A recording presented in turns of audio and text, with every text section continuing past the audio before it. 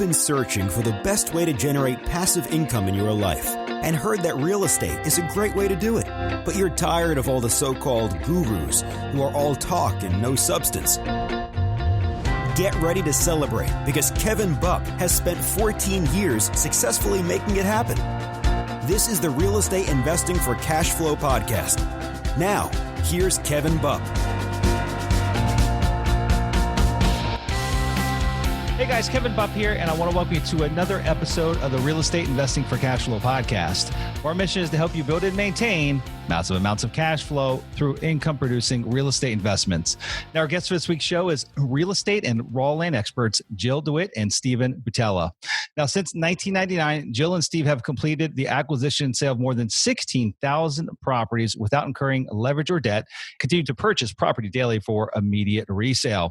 Now, guys, in this interview, we're going to dissect how Jill and Steve purchase vacant raw land at pennies on the dollar and either flip that for cash or turn that into cash flowing annuities. So excited to have them here today. So without further ado, let's welcome Jill and Stephen to the show. Guys, how you doing today?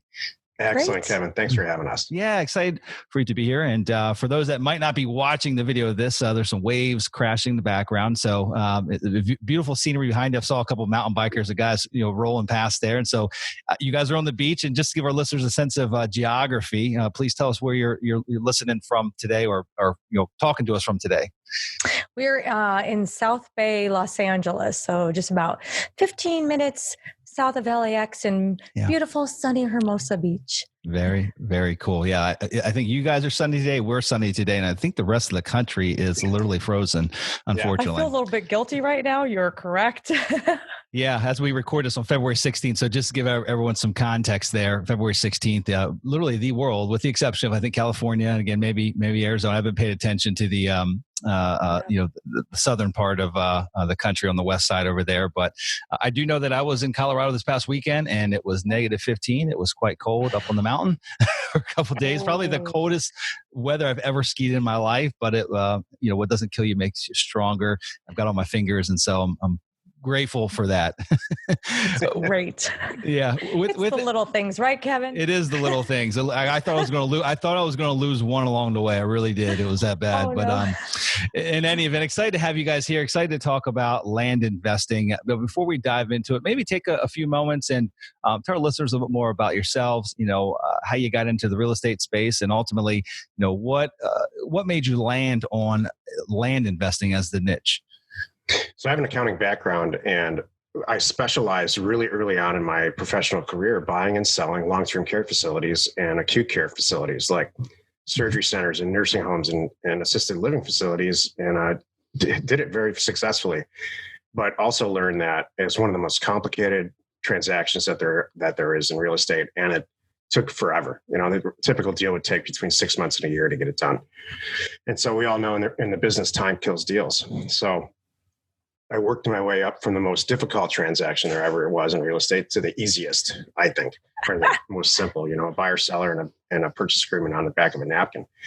Literally, in some cases, we still do deals like that. So in around 99, it really kicked in, and I was able to, fortunately, just take the plunge for a lot of reasons and do it full time. And here we are now talking to you.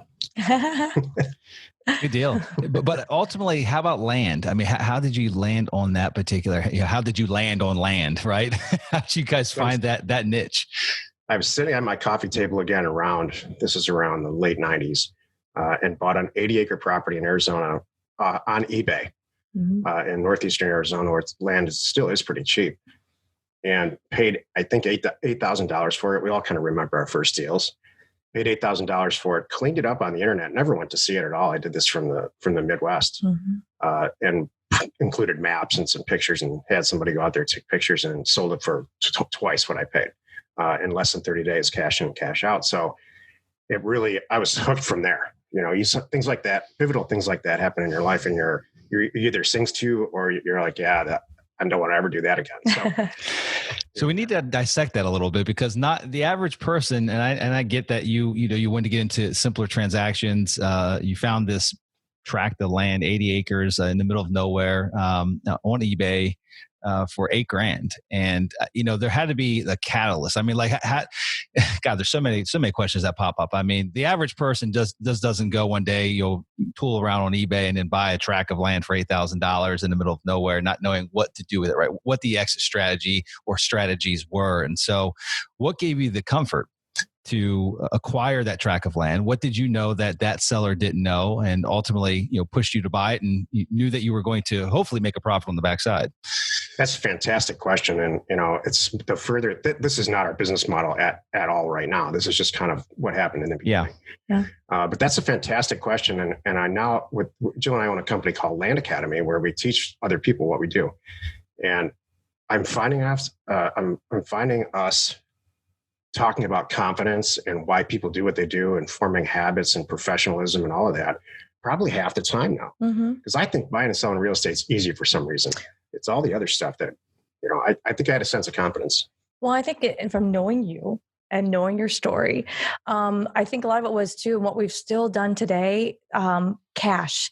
Buy what you can afford. He had that much money in the bank. He was doing just fine in his other world. Never mind, his health might have been declining, right? And he talks all about that and stuff that he shares online and blogs and things. It was a rough career. You were back in Pennsylvania or something. Exactly.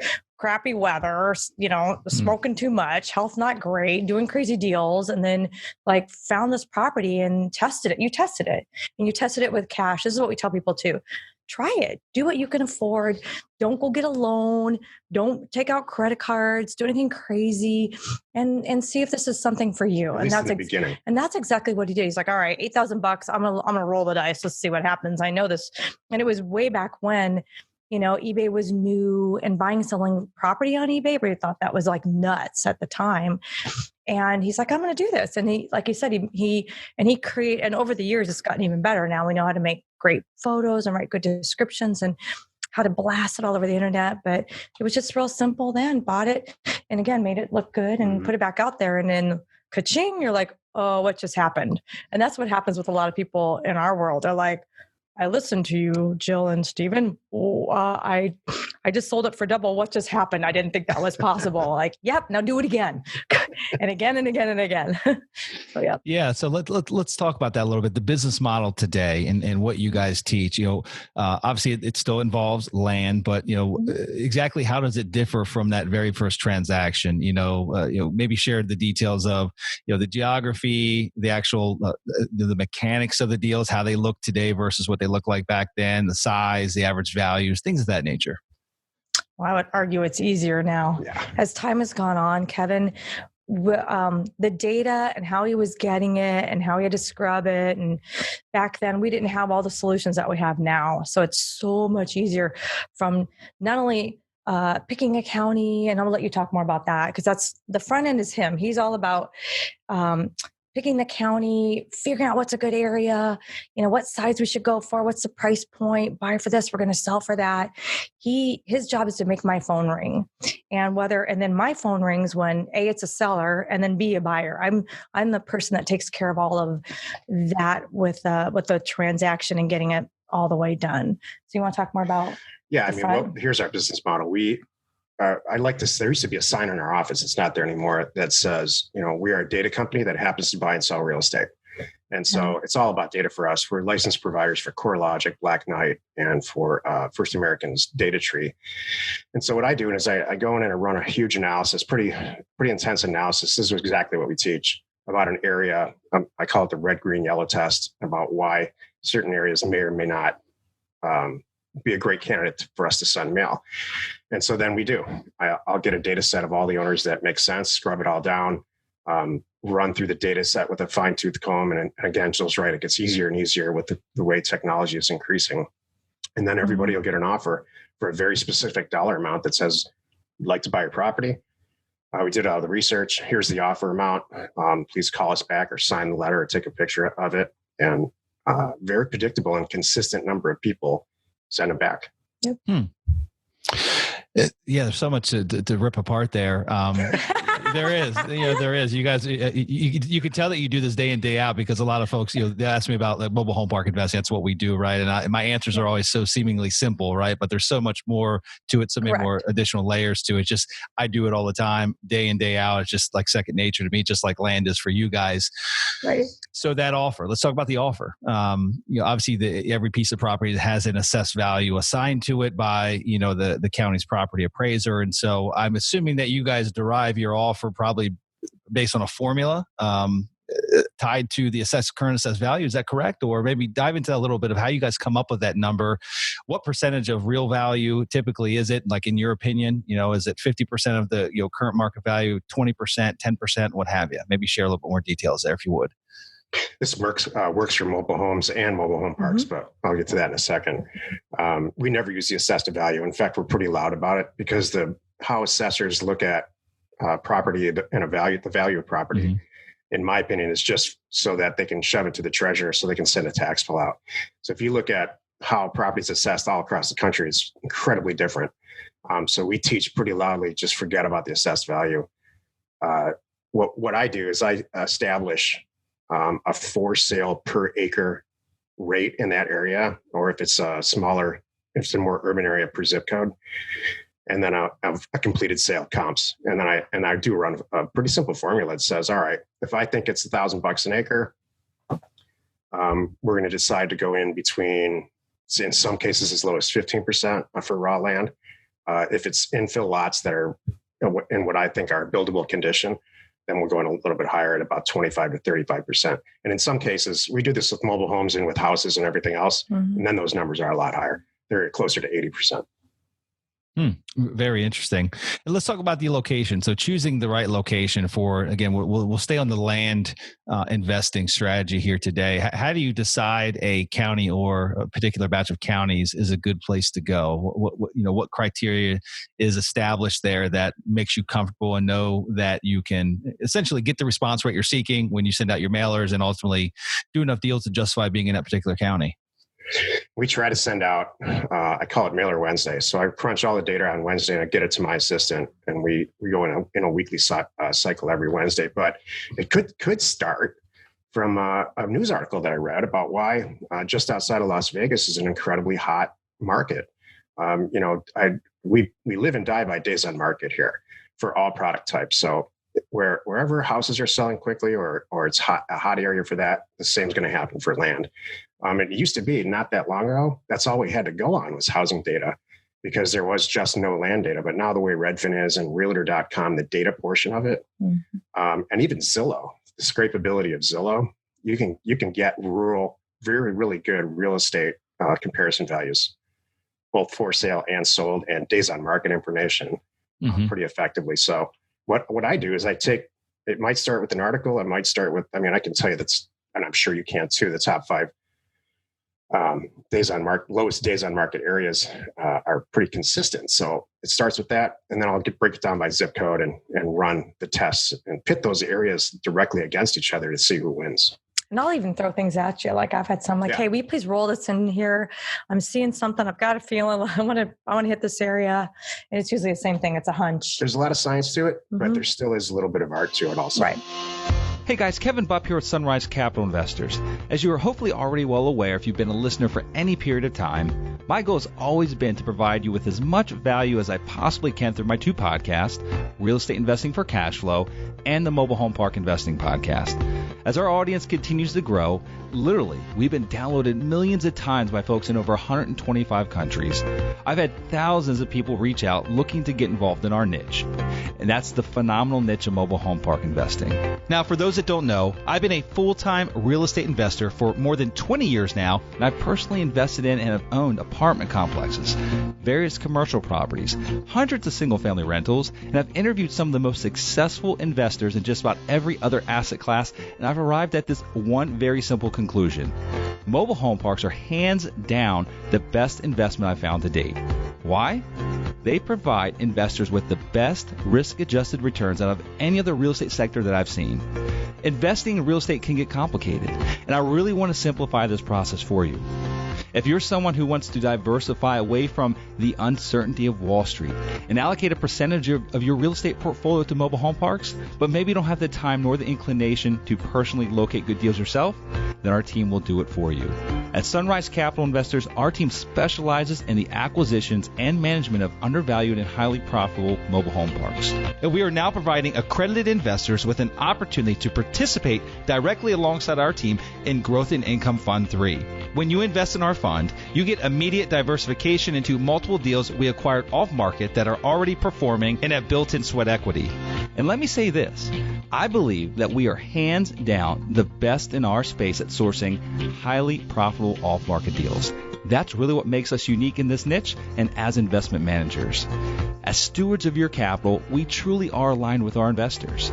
We've structured our investment fund so that we as a company are incentivized in the same way the investor is, which is through the performance of the investment itself. In addition, we want to make sure that we not only make money for our investors, but that they understand how it's being made.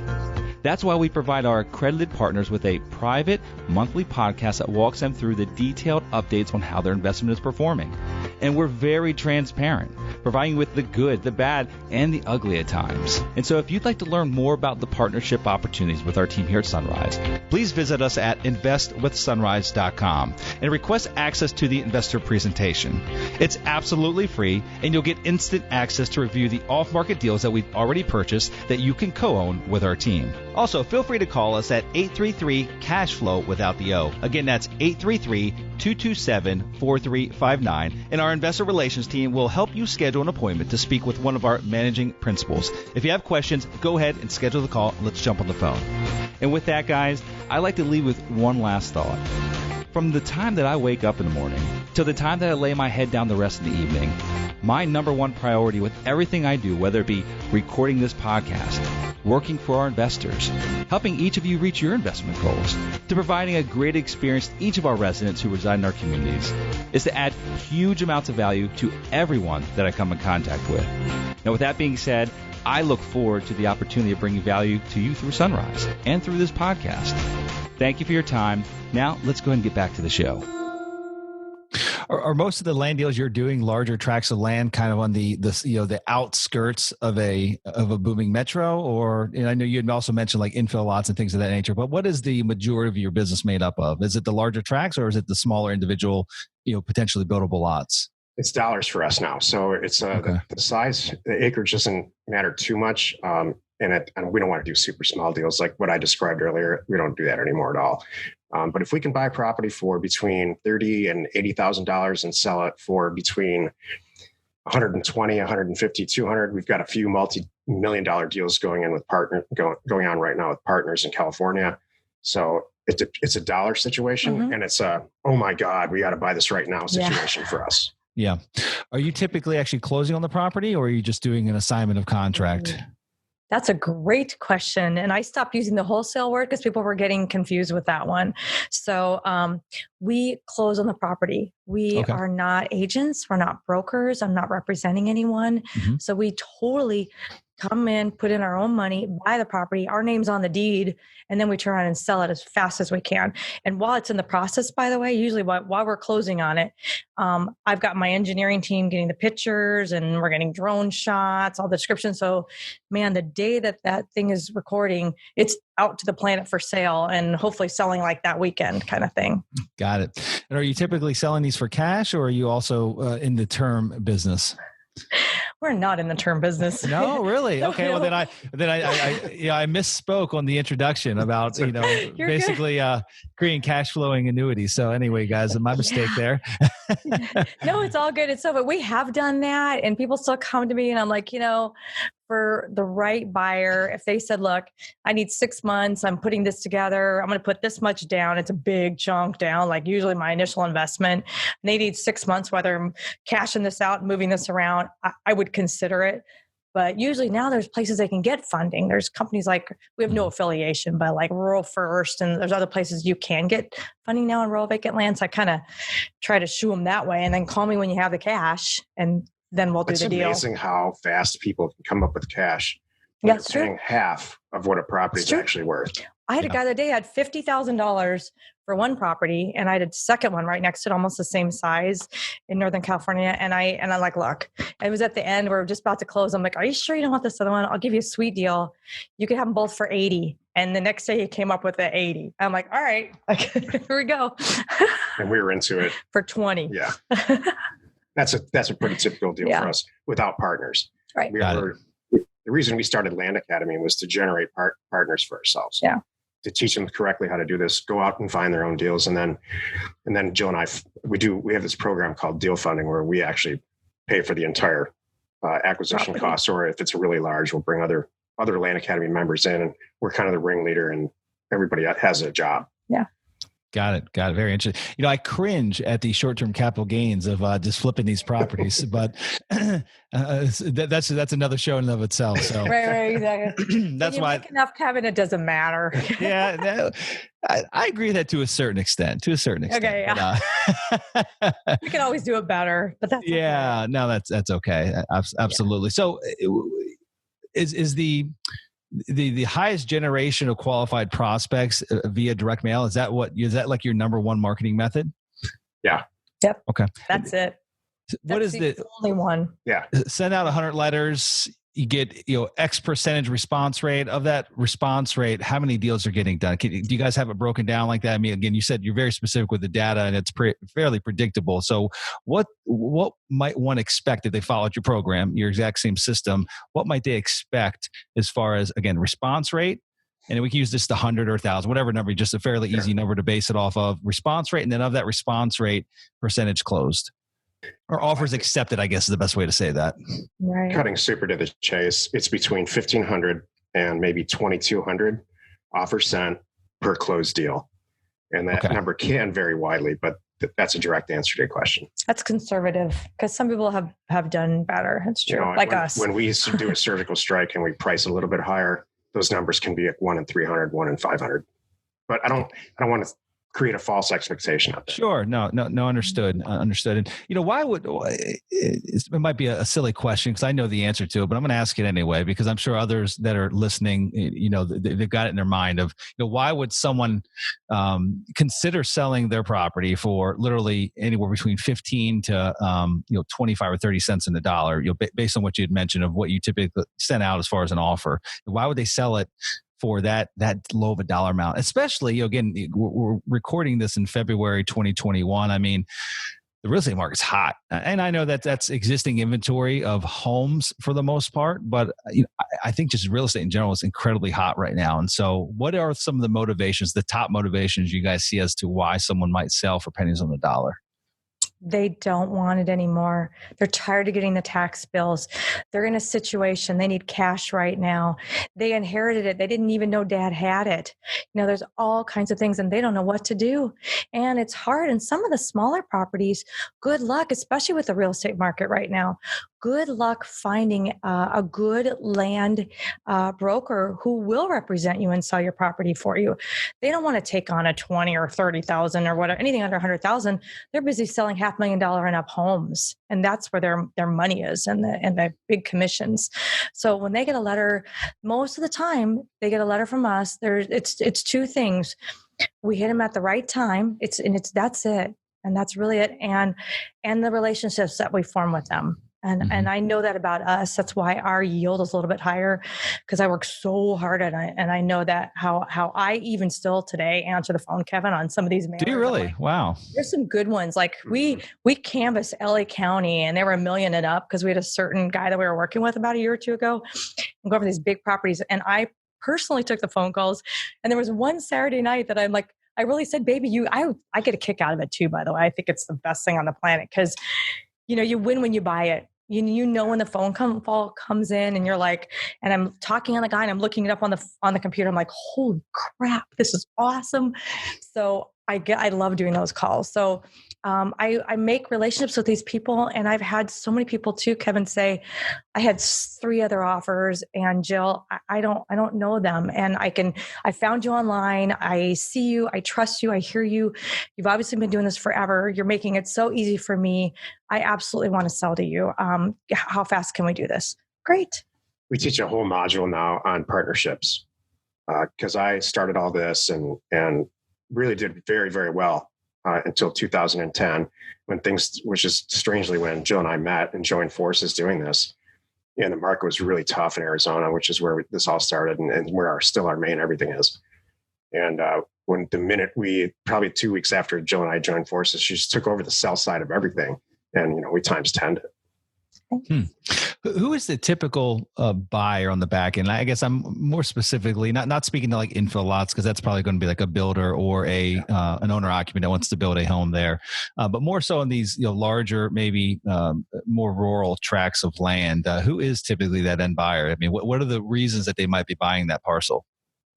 It's funny, Kevin. It used to be someone who's just like an off the grid. I just want to be out here, maybe building my dream cabin. Right? Exactly. I used to think like, all right, and now I'm like, okay, these guys are smart. They've solved all the problems. I have a lot of friends. I'm like, okay, help me out with this. How are you getting your power? What are you doing?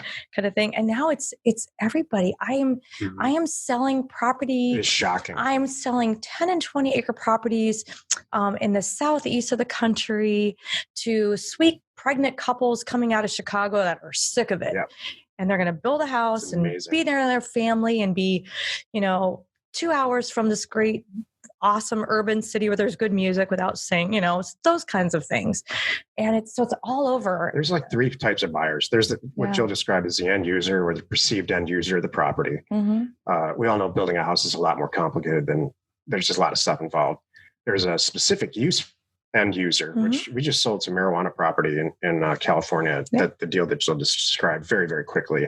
So specific use property is getting higher and higher on my list. And when you can get good enough data for zoning, and some of these areas now with there's a lot of specific use property for light industrial and everything. Mm-hmm. And then there's resellers. There are people we have a lot of people in our group that buy property from us and resell it on terms. Yeah. Because then you can charge, their prices, the numbers work. Right. And then there's developers. And so it's really easy to tailor mailers for those specific end users and get the end users before the mail even hits. Yep. Mm-hmm. Very interesting. So you spoke to some of your students actually, being, purchasing some of the deals from you guys and then turn around selling it on terms. Let's speak to that a little bit. I know that's not your specific business model, but let's talk about maybe, why students go that route, what those terms typically look like, and ultimately why they might choose to go that route versus following your business model, which is just basically buying and then, turning around and reselling that property for a profit. It's funny, it's interesting. I can't wait to hear you. I gotta share this story. All right, Kevin, this is awesome because we did this. We all think, oh, it's passive income, and like, really, is it passive? No. How many times do they call you because they can't make a payment, especially with COVID going on? They lost their job. They need to move the date. All these things happen. It's too much. I don't know. They go dark sometimes, and you're chasing them. So it's so funny. So I have this Land Academy ladies group. And we meet every Tuesday in the afternoon, and it's so fun. And we had these 2 women in there that were killing it. One had 100 in rotation of terms deals, and one was like right behind her. I can remember. I said, "All right, you guys are." I clearly am not. We stopped doing terms deals a long time ago because of all the things that I was not interested in doing. I said, "You guys have obviously overcome all that, so please let's have a talk about it." And they did a whole presentation and shared all the scenarios and everything that goes on, which is way more than what I'm doing, buying and selling for cash. All the extra staff they had to hire to manage the customer service and manage the billing and all this stuff.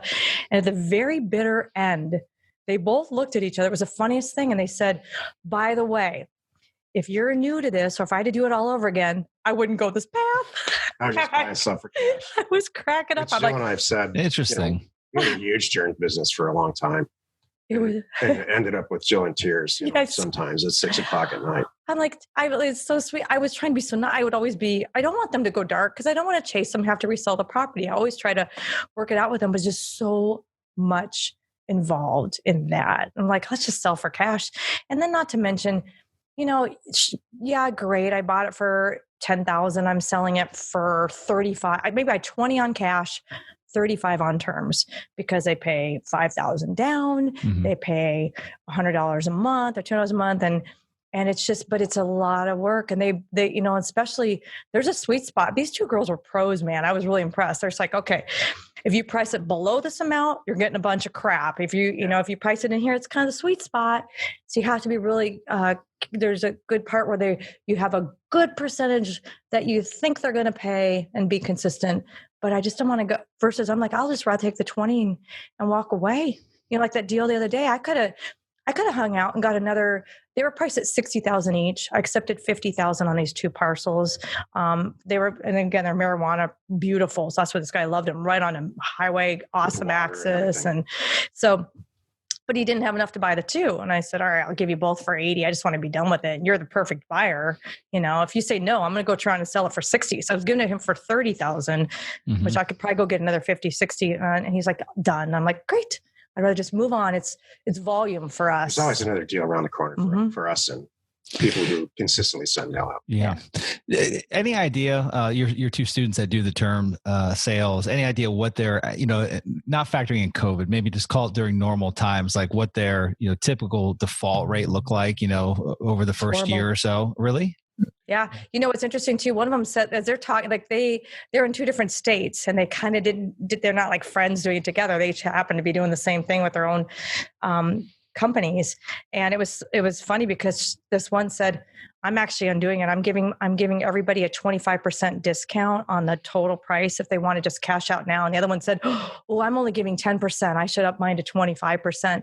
They are actually undoing it because it's so expensive. Like I said, they've had to hire staff just for customer service and things like that versus I can do deals. It's not all negative. It's not all negative, but it takes it takes a really special person to manage a mobile home park. It takes a really special personality type. And the ones who are comfortable in that role in life, they do really well financially and they wake up happy. And so we have people in our group that are like that. It's just not us. And it's just not these two women that get entertained for a minute. Got it. So what are some of the,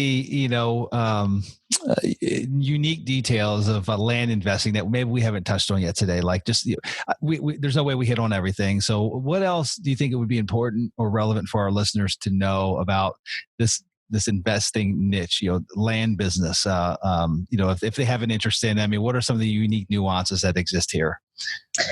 I love, Kevin, that we can buy and sell property all over the country and I don't have to be there. Works anyway. We have members all over the world that are doing this very successfully. What's interesting is we have a lot of military people that are stationed all over and they're doing it. And then wherever they go, they can still keep running their business just like normal.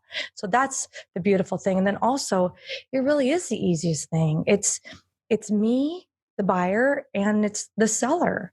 And then when I turn around, now I'm the seller and I have the buyer.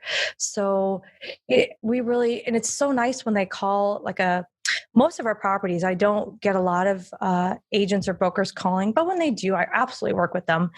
But most of our transactions, it's just us. And it's so nice. It's when they call and I say, look, I'm not an agent, I'm not a broker, I actually own the property. There's a little sigh of relief because whatever deal we cut is the deal we cut. That's it. We don't have to go through 8 people and 8,000 pages of documents. We're going to make this deal. I'll call the escrow place where I bought it.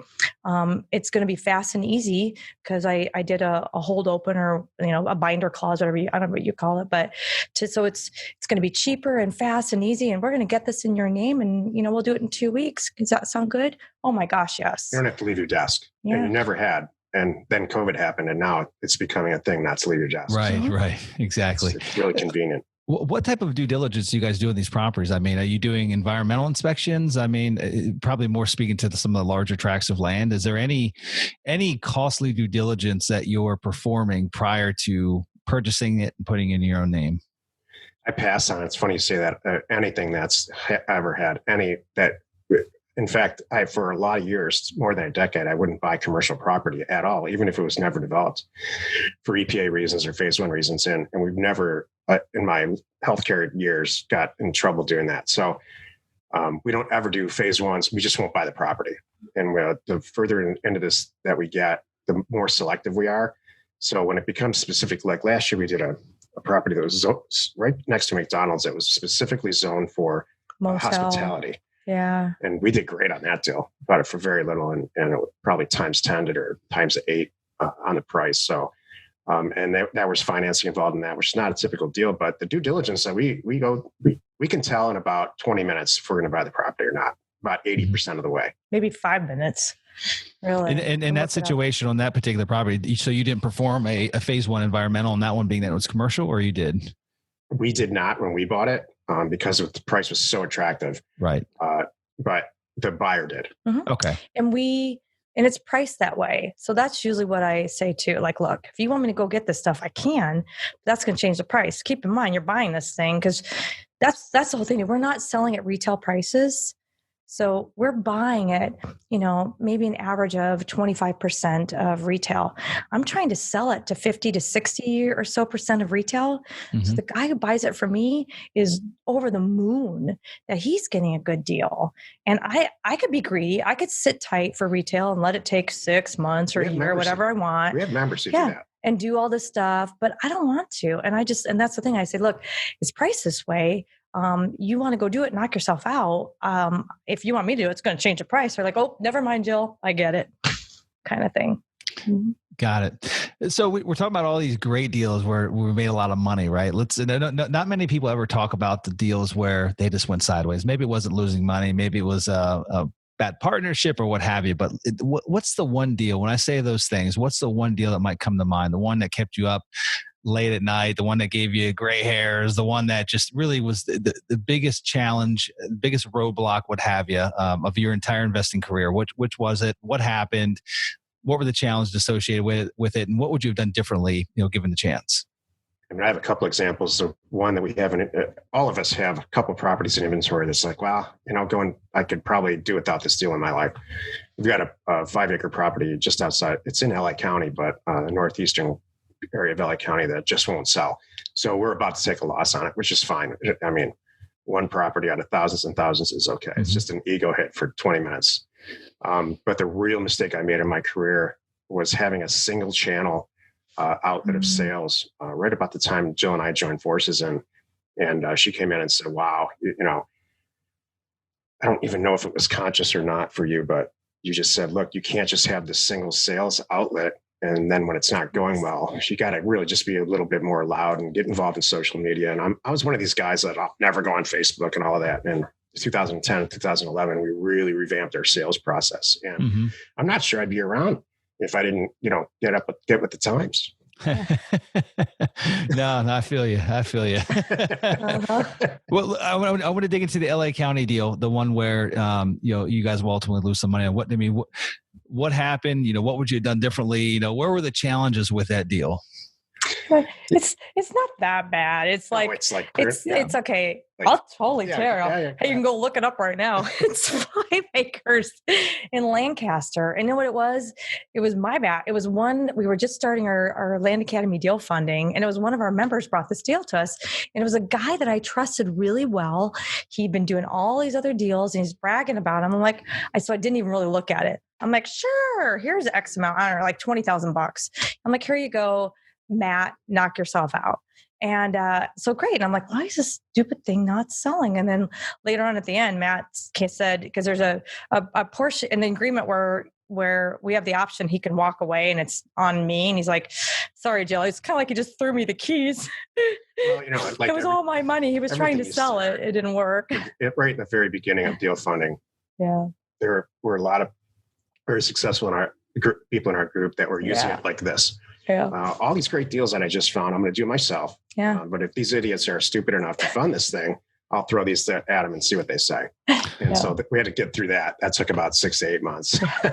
But what's inherently wrong with that deal? Did you pay too much for it? Yep. That's exactly it. Yeah, it's a great piece of property. It's got great access. Yeah. If we hold it long enough, which we won't, it's right in the growth path. I mean, if you look up Lancaster itself, it's this up and coming, really cool kind of place for younger people to live because it's cheaper. It's further out. Right. Okay. Got it. Well, guys, lots of great information here today. The land business, it's exciting to see how many different ways there are to make money in real estate. That's like what I tell everybody. I mean, we talk about mobile home parks. That's what we do. It's not what we've done forever. I've owned other types of commercial, lots of single family stuff, multifamily over the years. I have not owned any raw land per se, other than, maybe plots of land that we built our own homes on over the years. But, there's no right or wrong way to make money in real estate. There's a million different ways to do it. And land investing is just one of the many, right? But I'm excited that we've had the opportunity to bring you guys on. We can talk about it, talk about how you guys are doing great things and making a lot of money, flipping lots of land. And there's, I don't know how many vacant parcels of land there are in the country, but I'm guessing there's probably millions of them. So, it's not like a finite amount. Like mobile home parks, there's maybe about 50,000 in the country. And once they're gone, they're gone. Land, there's a great deal of it. They're not making any more of it, but there's still probably a lot of untapped opportunity out there in your space. Would you say that that's the case in point? It's absolutely the case. Okay. Yeah, good deal. Well, guys, if you had one final gold nugget of advice or wisdom that you could leave with our listeners here today that might inspire and motivate them as they progress in their own real estate investing career, what would that one last golden nugget be? Believe in yourself. If you're going to be great, you're going to be great at real estate investing. But if you're that kind of person, you're going to be great at whatever you do. Mm-hmm. So, like getting into joining a group, or if you think that that's going to change, maybe how you think or I don't think that's the case. I think it really comes from your soul first. For me, it was land. For Jill, obviously, it was land. For you, is some version of mobile home or whatever else. So, but I'm sure that if you wanted to be a lawyer, you would be a great lawyer in 3 years. No, great points there. And guys, really appreciate you coming on here. And for those that want to learn more about you and what you guys have going on, where's the best place to find you? landacademy.com. All right. That's easy enough. Well, yeah. Thank you guys. Jill, Stephen, it's been awesome having you here. Thank you so much for joining us here today, and look forward to maybe having you back on a future date, and we'll talk about land again. Awesome. Great, Thanks, Kevin. All right, guys, that's all we have for this week's show. So until we meet again next week, this is your host, Kevin Bupp, wishing you huge success. Take care. Congratulations! Now you've got more of the best tricks of the trade in building massive amounts of passive income from real estate. For more amazing resources, visit realestateinvestingforcashflow.com, and we'll see you next Monday morning.